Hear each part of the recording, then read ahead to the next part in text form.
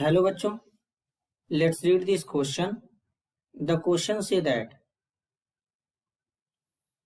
Which order is correct about acidity. बच्चों यहाँ पर 3 एसिड है, acetic acid, benzoic acid, phenol.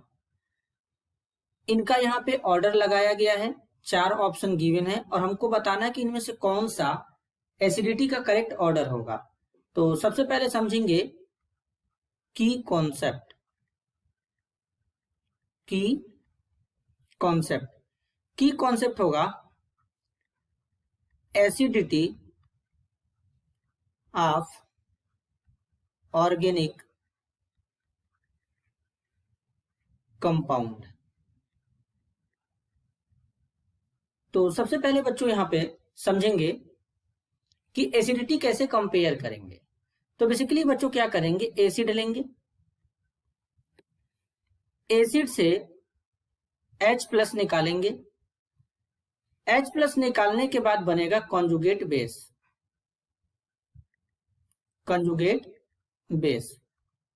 और एसिड के करेस्पॉन्डिंग कॉन्जुगेट बेस जितना ज्यादा स्टेबल होगा उस एसिड का एसिडिटी उतना ज्यादा होगा.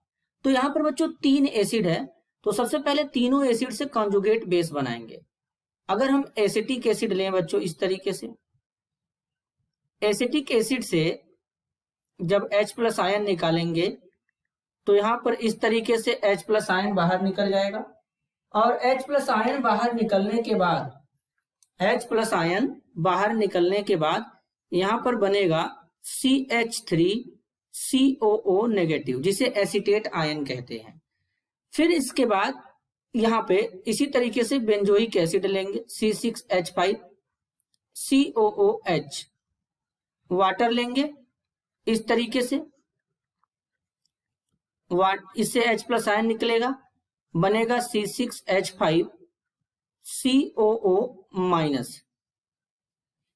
इसी तरीके से फिनॉल लेंगे, C6H5OH, वाटर लेंगे यहां पे इस तरीके से, यहां पर H+ निकलेगा, फिनॉक्साइड आयन का फॉर्मेशन हो जाएगा C6H5O नेगेटिव. अब बच्चों यहां पर ये जो बना है इसे कॉन्जुगेट बेस कहते हैं. अब हमें देखना है कि यहां पर कॉन्जुगेट बेस सबसे ज्यादा कहां पर स्टेबल होगा. तो बेसिकली सबसे पहले एसिटिक एसिड लेंगे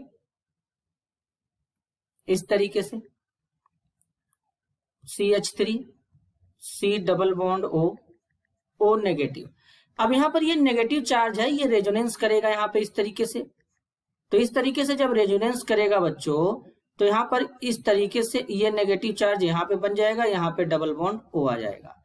अगर इसका रेजोनेंस हाइब्रिड स्ट्रक्चर बनाएंगे तो कुछ इस तरीके से बनेगा, CH3O यहां पे नेगेटिव चार्ज यहां पर प्रेजेंट हो जाएगा और इस तरीके से यहां पर ये बॉन्ड का डीलोकेलाइजेशन हो जाएगा. इसी तरीके से अगर हम बच्चों यहां पर देखें बेंजोइक एसिड में, तो यहां पर जो इसका एनायन फॉर्म हुआ है कुछ इस तरीके से,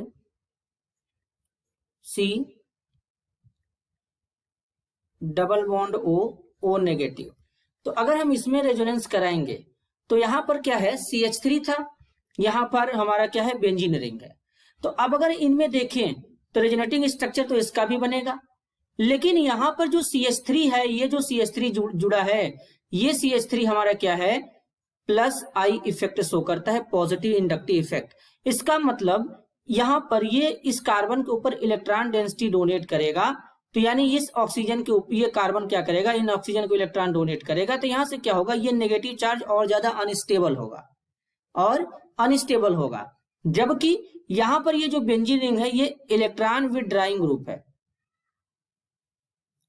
तो ये क्या करेगा, यहां से बेसिकली क्या करेगा, यहां वाला जो कार्बन है, यहां वाला इस कार्बन का हाइब्रिडाइजेशन sp2 है.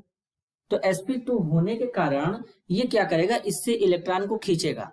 तो जिसके कारण यहां पर ये नेगेटिव चार्ज जो है बच्चों ये ज्यादा स्टेबल होगा एसिटिक एसिड के कंपेयर में.